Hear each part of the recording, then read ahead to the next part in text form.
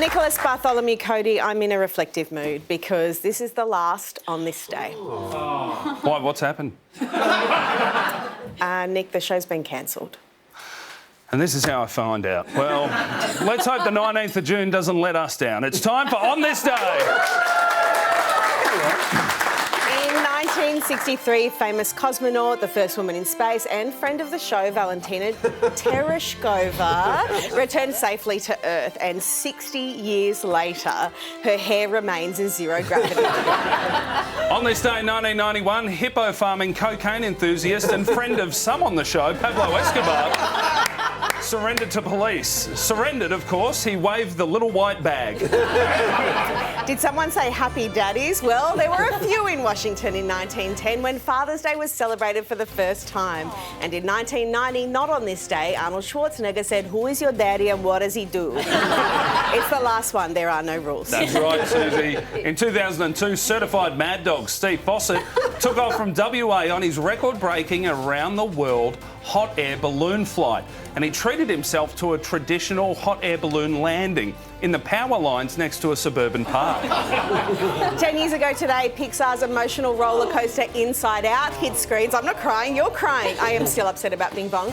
Also, I lose my job next week, so which emotion do you think's behind the wheel now? It's hard to tell.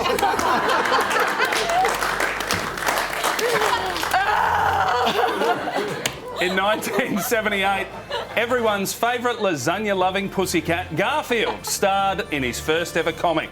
A fat ranger who hates Mondays and loves carbs, obviously a big inspiration of mine.